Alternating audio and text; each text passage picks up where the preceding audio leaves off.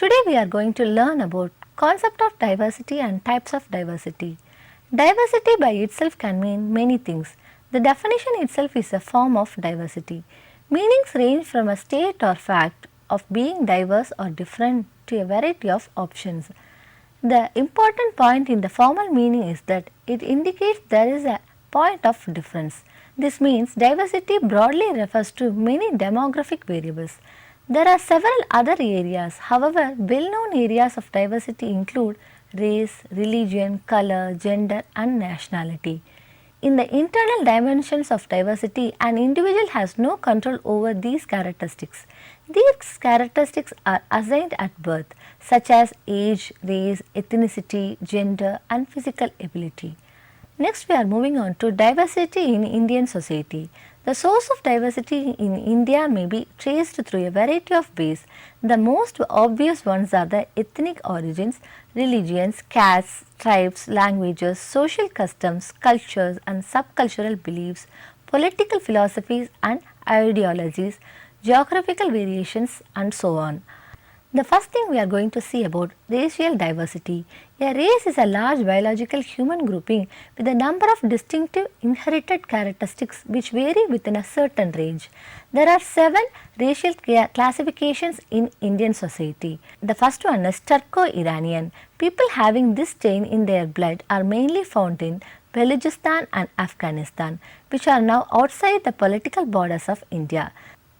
The next race is the Indo-Aryan. This stain is mainly found in East Punjab, Rajasthan and Kashmir, especially among the people belonging to the castes of Rajput, Khattri and Jat. The third race is the Scytho-Dravidian. It is a mixed racial type of Scythians and Dravidians. People having this racial ancestry are said to be found in Saurashtra, Coorg and hilly tracts of Madhya Pradesh. The fourth race is the Aryo-Dravidian. It is a mixture of Indo-Aryan and Dravidian races. They are mainly found in UP and Bihar, while the Aryan element is more pronounced among the Brahmins and other higher caste people. The Dravidian element is more prominent among the Harijans and other lower caste people of these regions. The fifth race is the Mongolo-Dravidian. This racial type, formed out of the intermixture of Dravidian and Mongolian races, is believed to be Brahmins and the Kayasthas of Bengal and Odisha. The sixth race is Mongoloid. This racial element is mainly found among the tribal people of northeast frontier of Assam. Seventh caste is the Dravidian. The people of South India and Madhya Pradesh are claimed to be of this stock. Risley has not referred to the presence of Nigerito element in Indian population. These 7 racial types can, however, be reduced to 3 basic races, namely the Dravidian, the Mongolian and the Indo-Aryan. Next, we are moving on to the principal races in India. The first is the pre-Dravidian, second is the Dravidian, third one is the Indo-Aryan, fourth one is the Indo-Alpine and the fifth one is the Mongolian. Shall we see about religious diversities? There is also to be found an equal variety of religions.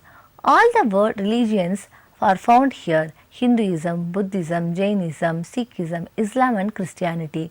All have their sects and subdivisions.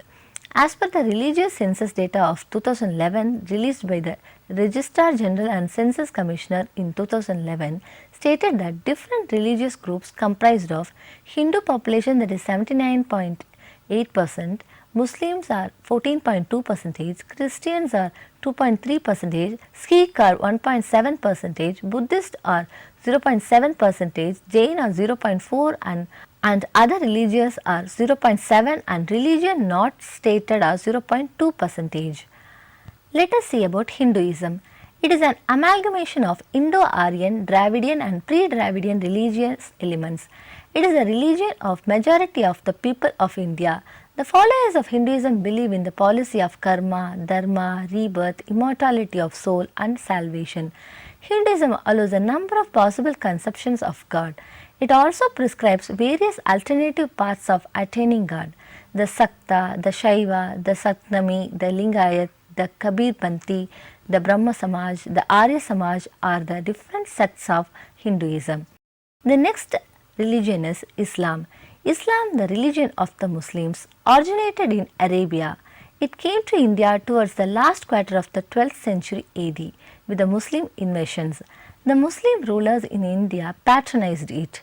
They established long dynastics over large chunks of the country and encouraged conversions from Hinduism and Buddhism. Islam does not believe in idol worship. It professes the fatalistic acceptance of Allah will and considers Prophet Muhammad as the greatest prophet. The next religion is Christianity. Christians in India constitute more than 2% of its population. They are very widely scattered all over the country, but they are mainly concentrated in the south and especially in Kerala, where they form nearly 25% of the state's population. In the north, Christianity has spread rather sporadically. There are mainly three sects in Christianity, that are Roman Syrian, Roman Catholic and Protestants. The next religion is Sikhism. It was founded by Guru Nanak in the 16th century AD. Sikhs were originally a part of the Vaishnava sect before they converted to it. Sikhism was later developed by a line of Sikh gurus who succeeded Guru Nanak. According to Rose, the Sikh creed involves belief in one God. It prohibits idolatry, pilgrimage to the great shrines of Hinduism, faith in omens, charms or witchcrafts, and does not recognize ceremonial impurity at birth and death. The next religion is Buddhism.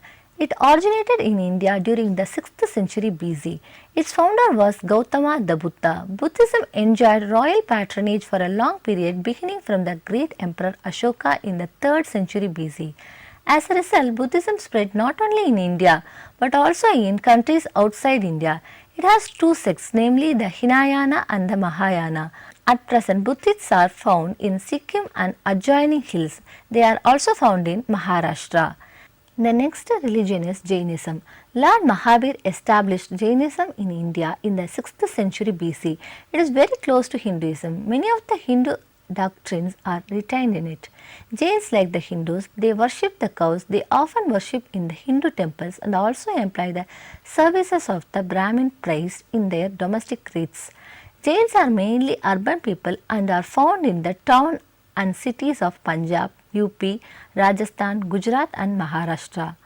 The next religion is Zoroastrianism or Parsi. The Parsis are the followers of Zoroaster of Zarathustra, came to India in the 7th century AD from Persia in order to escape the forcible conversions to Islam.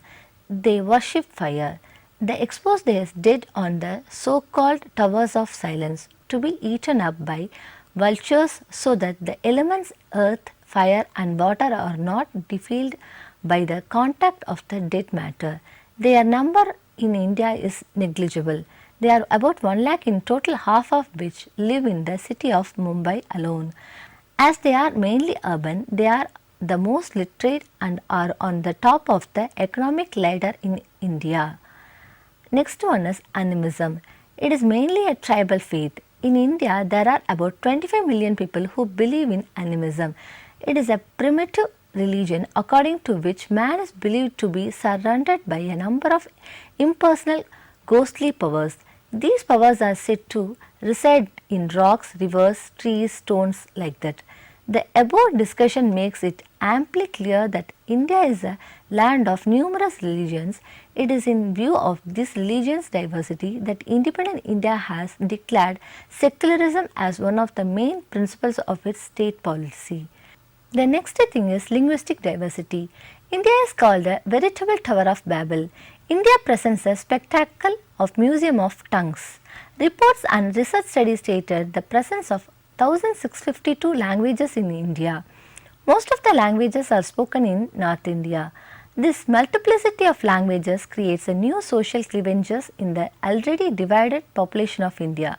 The Indian languages can, however, be grouped into 4 different speech families, that are the Indo-Aryan, the Dravidian, the Aztec and Sino-Tibetan.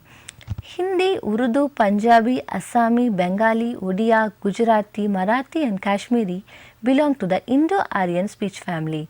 The Dravidian linguistic group includes 4 southern languages, namely Tamil, Telugu, Kannada and Malayalam.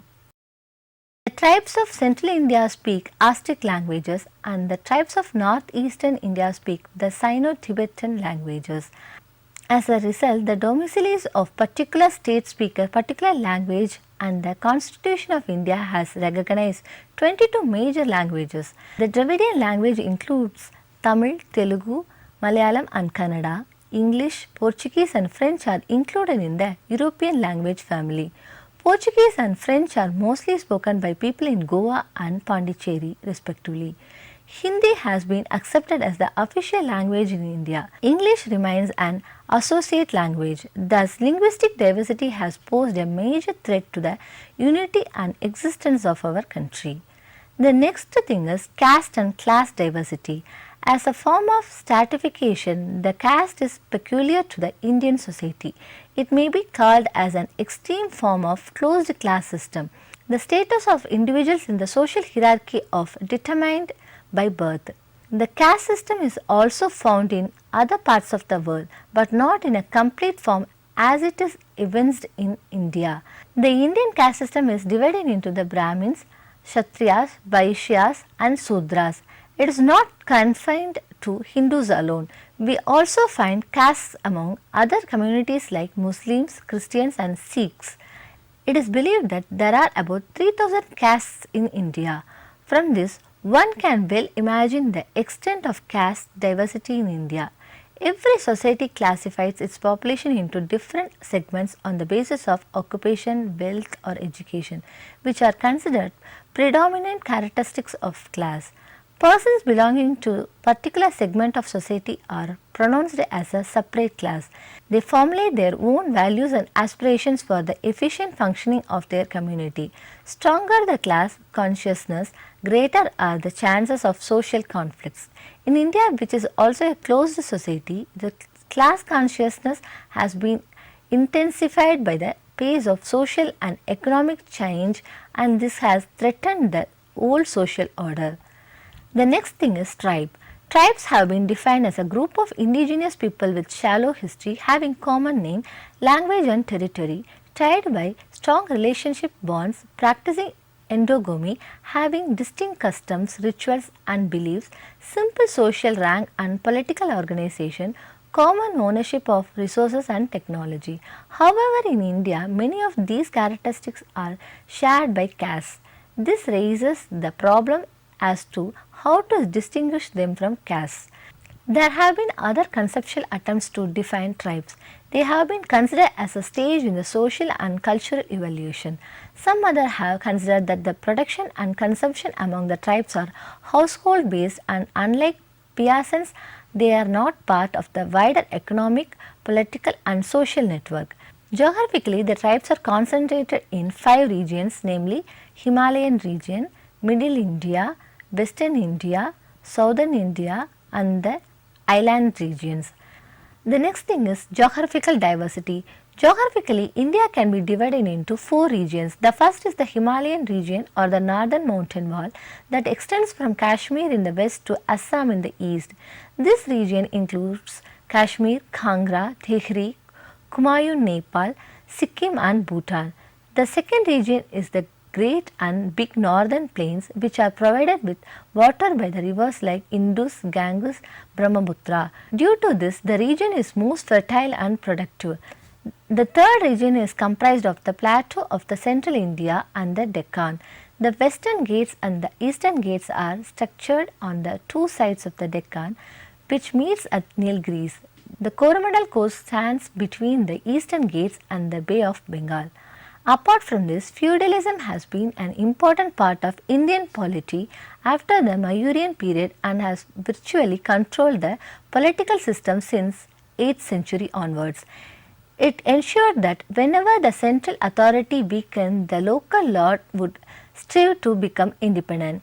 A number of local kingdoms like Awadh, Bengal and Hyderabad arose after the decline of Mughal Empire. Support of such rulers helped in developing local dialects and culture, helping the region to grow into a separate and linguistic identity. Regional identity thus is a combination of geographical and cultural identities, and regional consciousness invariably evolves from either or both of these characteristics. When this regional consciousness is coupled with economic disparities, it brings in a contradiction between the community and the state, and the community starts demanding a separate administrative setup in the form of state or autonomous councils where they can preserve their socio-cultural identity and look after well-being of their people, which according to them are neglected. While some such movements have led to successful creation of states, others like Telangana have not been so successful.